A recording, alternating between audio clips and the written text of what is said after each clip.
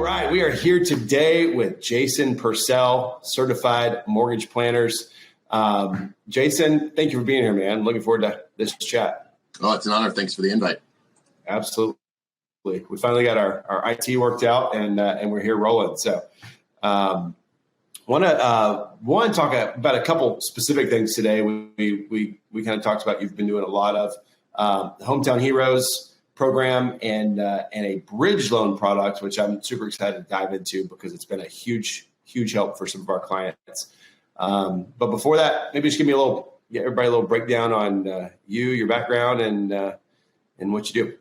Yeah, so I'm one of the owners of Certified Mortgage Planners here. Our corporate office is in Lake Mary. I'm about to celebrate my 22nd year in the business and one of the partners of Certified Mortgage Planners. So we are truly a professional family, but a locally owned lender, serving pretty much all of Florida, but mostly specializing in Central Florida. And how long have you been in Orlando? Where are you from here, or where'd you grow up? I've been in Orlando since I was 2 years old, so that's that's several decades. But this is home for me. I said that, or shared that I'm a company owner, but I'm also in personal production. So I'm also in the trenches and have an amazing origination team as well. Well, let's dive right in. One of the things we've talked a lot about is this Hometown Heroes program that rolled out. I guess it's been maybe a year now or so. I don't know if it's been quite that long, but for anybody who just has no idea what this is, let's kind of talk about, just peel it back. Who's this work for? What are the caveats, and what should we be on the lookout for when we have clients that would be a good fit? Yeah, the name couldn't be more perfect. So you think about our Hometown Heroes, and who exactly are those? And so they're really service-related industries. So you have almost anybody that's in healthcare. You have your educators, you have your frontline people, and that's law enforcement, that's firefighters, that's EMTs. You've got social workers, masseuses, massage therapists. You have personal trainers.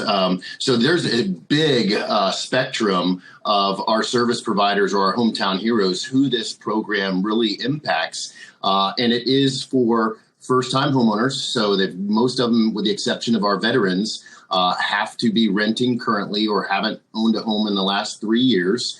And really what it does is it provides up to $25,000 of down payment assistance and closing cost money. And sometimes our Hometown Heroes may not have that, and that's what's holding them back from becoming homeowners.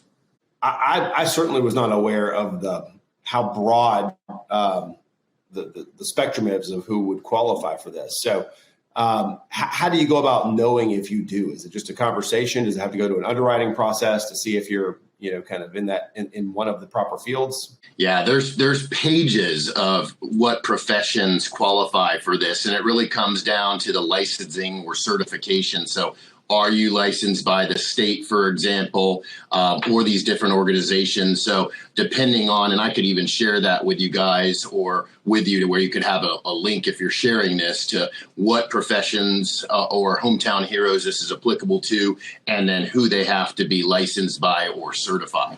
Because not everybody is licensed by the state or certified by one of the organizations that allows you to qualify for Hometown Heroes, and that's where it does require a little bit of due diligence up front. So break it down. Let's assume somebody does qualify in there, and they meet kind of those basic standards. Let's kind of hit those one more time. What is the full benefit? Like what is, talk us through from kind of start to finish where the main benefit comes for that Hometown Hero. Yeah, so think about this. You may have $2,000 in your bank account. That is going to hold you back from being able to purchase a home. But now, let's just say you're a teacher that's currently renting, and we have up to $25,000 that we can use towards a down payment and closing costs. That potentially could help you buy a $300,000 house. Now, there are some income limitations to this, but most of your down payment assistance program has stricter income limitations. So a lot of times you got to be on the lower income level, where Hometown Heroes takes you up to $124,350. And that's for the actual borrower. So, or borrowers. So let's just say, for example, you have a husband, for example, that may be a firefighter, for example, and he's the only one on the loan. So you could literally go up to $124,350 from an income eligibility or limitation standpoint. And let's just say maybe we don't need the income of the spouse to qualify, and maybe she generates quite a bit more money than that. And so because the firefighter actually can qualify for the loan, we can go above that overall income limitation. There are some credit score requirements to that. And so 640 is kind of the minimum credit score for the Hometown Heroes, but there's no loan level price adjustments. And so that might not mean anything to the audience. But basically, the higher you go from a loan to value standpoint and the lower the credit score, you have what are called loan level price adjustments. And that basically just means your costs go up and your rate goes up. Well, that's not applicable if you're a Hometown Hero. People hear the idea of free money, that it's there waiting to be used for a down payment, and often get skeptical, So is this money a gift? Is it paid back? How is this, or is it built into the loan somehow? How does this really function? Great question. So it is basically a 0% interest second mortgage that is there for the life of the loan. So for 30 years. And so they don't have to make a payment on it. There's no interest that accrues to it. But if you were to refinance, if you were to sell, if you were to move out of the property to where the property is no longer a primary residence for you, that money is due back. And so let's just say it was $25,000, then that $25,000 has to be paid back whenever you transfer title. And this down payment money could go in combination with other down payment money they're bringing. Correct. Right. Yeah. And just the other thing that it comes down to is just how much can actually be allocated within guidelines for closing cost concessions, for example, if you're bringing other money into the picture. So the key takeaway is, if there's someone who works in our community, it's worth a conversation, it sounds like, to see 100%. If there's and you think about how broad that is. And so a lot of times I'm saying, you don't have to actually know the nurse, or you don't have to know the educator, but just someone that a friend has to know a nurse or an educator that can share this. And it really does. I mean, we want to help our Hometown Heroes, and that's why it's called Hometown Heroes. And we on our team have a mission this year to help 100 renters become 100 homeowners. And you think about this program, and it ties perfectly into our mission, because again, it is to serve those that are renting right now. And we know how powerful home ownership is. And the part that you can't quantify financially speaking is just what it means to own a home. Like, this is my home. I am a homeowner. Tell me about that a little bit more. I mean, it's a cool mission, but like, why is it you're so passionate about that? Not only the ancillary things that aren't financial, but there are some complete financial components to it as well. So what is it you guys talk about behind the scenes as to why it's so important to own a home? Yeah, I think that owning primary real estate is probably the first foundational, call it building blocks, financially speaking, of course. And you just look at what home appreciation has done locally or even nationwide after the last several years. And then you also look at what's happened to rents. I mean, rents have literally even outpaced home appreciation. And we've had so many experiences where we have somebody where a property manager or a landlord just ambiguously raised the rent $300 a month just for no reason. And sometimes that's not affordable. And so that's where, just again, home ownership, you know what to expect for the most part. And then you add that appreciation in over time. And that is significant wealth. And one thing that I've been sharing right now is that there was just the housing expectation survey released. And basically with that, 150 housing economists are surveyed. And really it comes down to home appreciation. And 117 responded or gave their input for this last survey. And they are cumulatively forecasting over 23% appreciation over the next 5 years. And so just one thing that I've been sharing is you take a $500,000 purchase price, and that equates to $115,000 of appreciation over the next 5 years. And so here in Central Florida, we're really, really blessed. And I think that number is probably going to be a little bit higher. If you have a free interest or no interest loan for this down payment, you're also gaining appreciation on that money too. I mean, that you didn't have to come to the table with. So 100%. It's caked into the process. So yeah, that's great. I love, kind of hearing why people get so passionate about ownership. For some folks, it's just, that level of comfort. But when you really break down some of the financial components of getting in soon over time, I mean, it's hard to lose. And you and I have so many stories just being in the business for so long.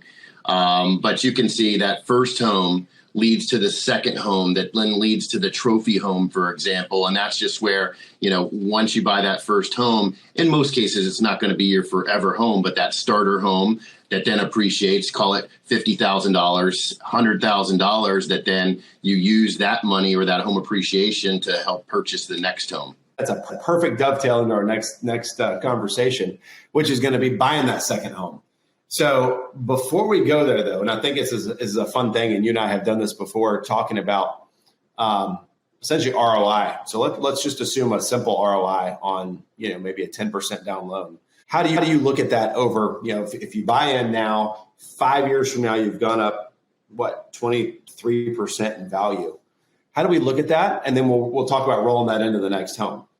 So I probably look at it a little different than most people. And I know you said, the appreciation you get on, let's just say, the Hometown Heroes, where you're not putting any money down, you're still getting home appreciation on that. And so let's just say you take the $400,000 house, or even the $300,000 house where you're putting 10% down. Well, that's $30,000. But let's say that, call it $300,000 house appreciates at 20% over the next 5 years. Well, you've just gained $60,000 of appreciation over that 5-year period. That is literally a 200% return on your $30,000. Break that down. People don't see it that way because they see, right, the market went up 20% over 5 years. How's that a 200% return? But it's a cash on cash return, right? Correct. So your cash investment, your return on your investment was $30,000, right? To buy that 300,000 much larger appreciating asset. And then that 300,000 over the next 5 years becomes 360,000, but you've only invested $30,000, right? So that $30,000 of investment grew an extra 60.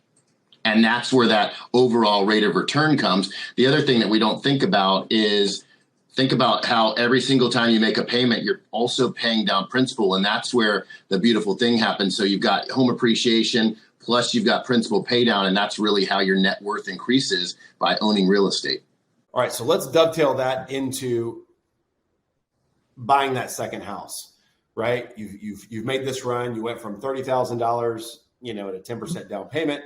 You now have a home that's worth $360,000, right? You've paid down your mortgage over time. The challenge is we have so much equity wrapped up in the house that we live in. So how do we possibly make that jump, into the next house?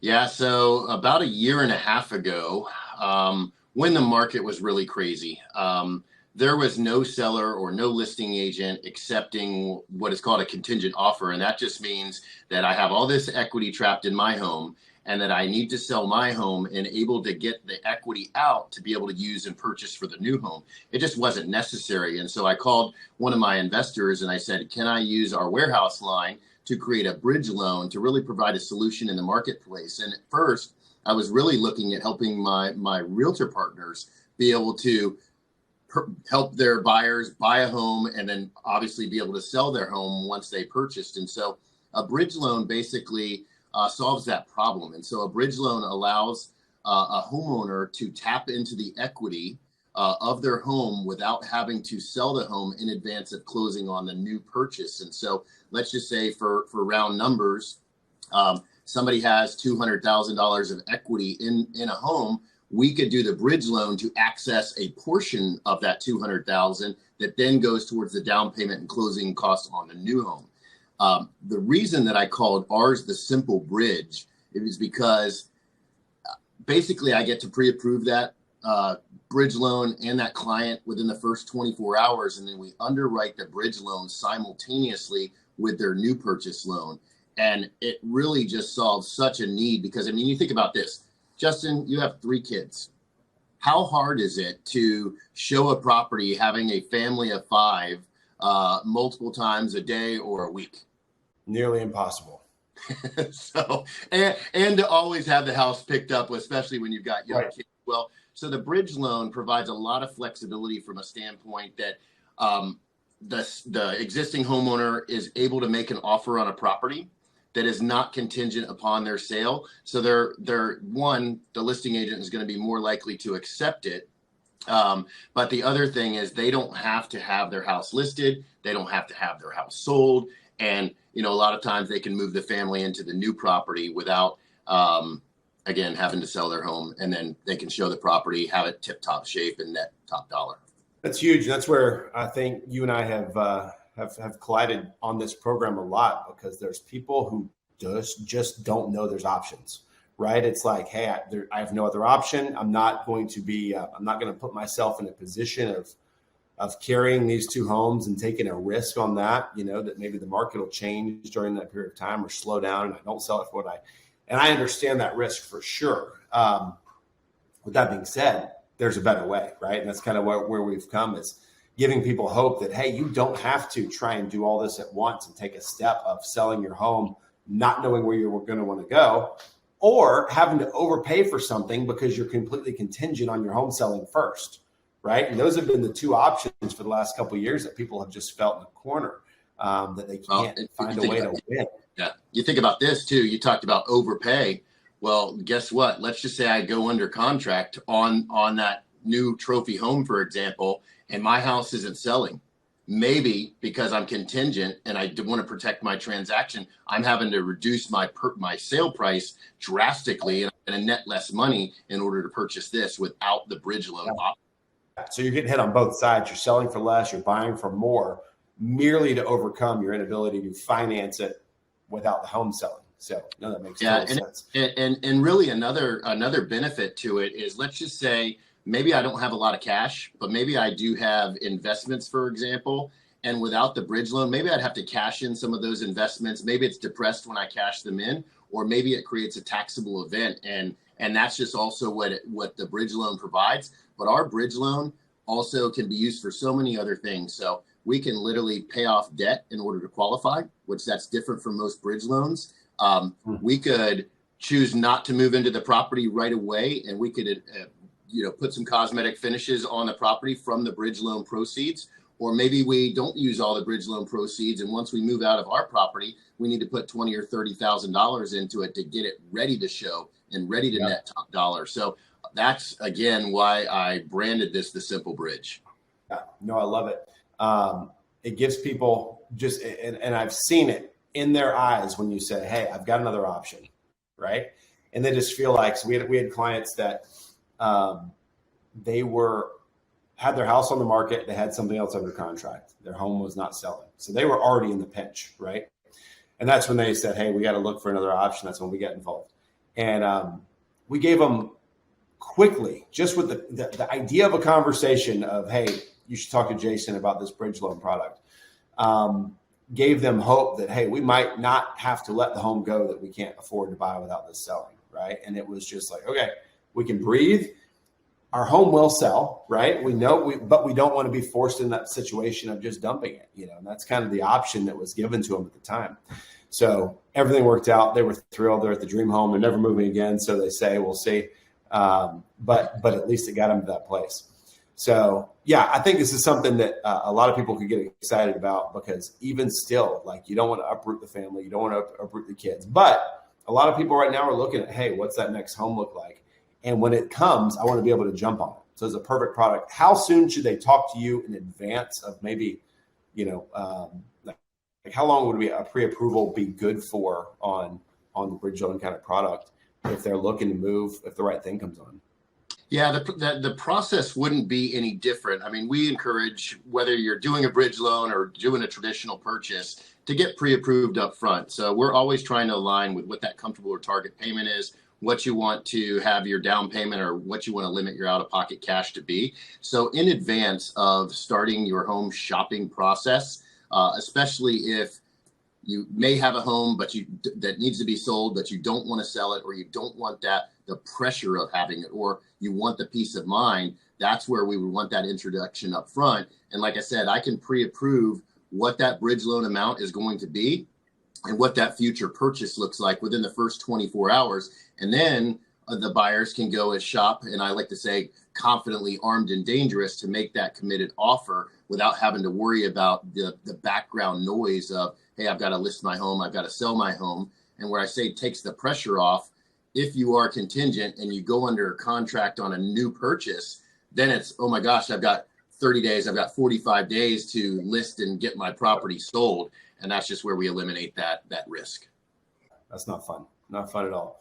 Well, I appreciate it, man. I think this opens up the door for a lot of people to move who maybe either didn't have the down payment for it, didn't know they were a hometown hero, or didn't consider themselves that, or are in a house now and trying to move that equity into the next house. So I appreciate your insight, and this was fun. We'll have to do it again.